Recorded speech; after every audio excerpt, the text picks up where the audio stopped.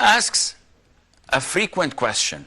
A lot of those living in Europe face the difficulty of praying on time, and their bosses, due to racism, due to different reasons, would not allow them to pray on time.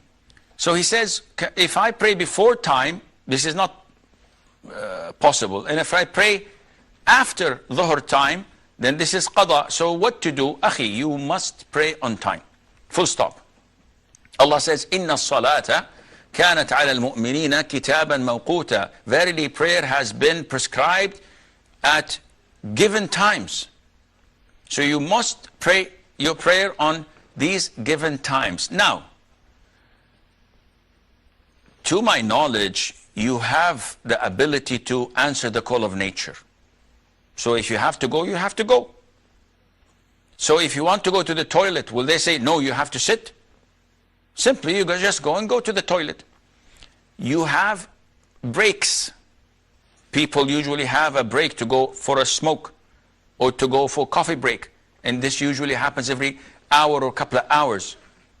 So these breaks, you can go, perform wudu, pray your fard prayer without the sunnah, and this would not even take more than 7 minutes of your time per fard.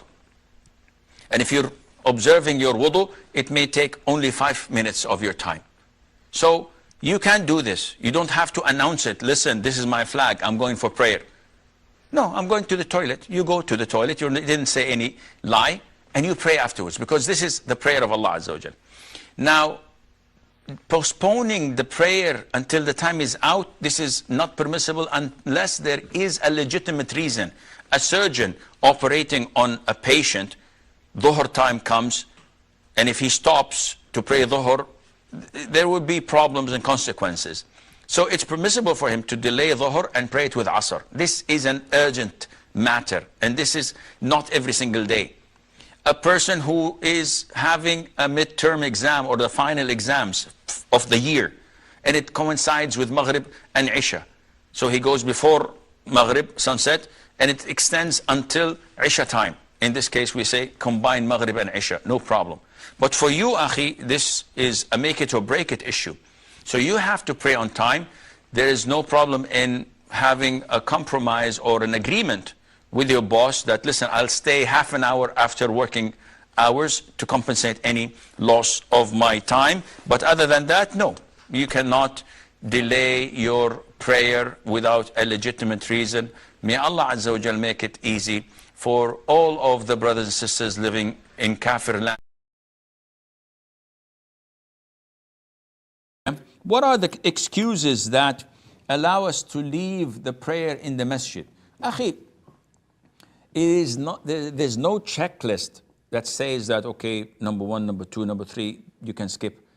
For example, among the things that, it's not a life and death situations as well. The hadith tells us that there is no prayer while a person is fighting the urge to answer the call of nature or when the food is served. So the Prophet tells us, delay your prayer if you have to answer the call of nature. Go ahead and answer it. And delay the prayer if the food is served and you're hungry and you want to eat. Eat whatever is sufficient and go catch up with the remaining of the prayer.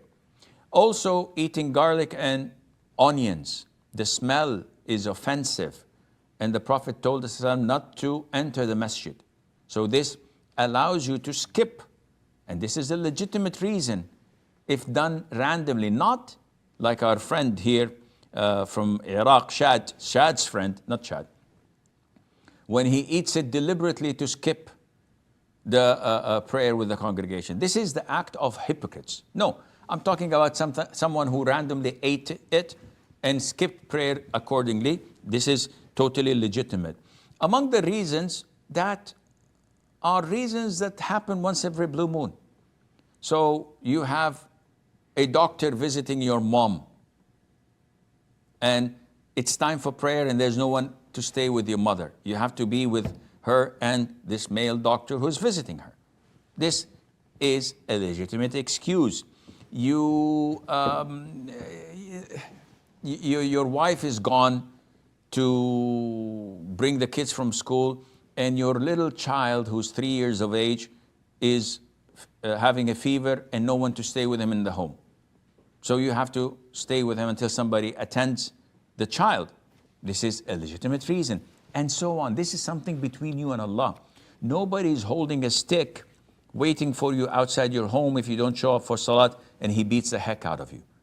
So you try your level best to do what pleases Allah, and Allah knows best.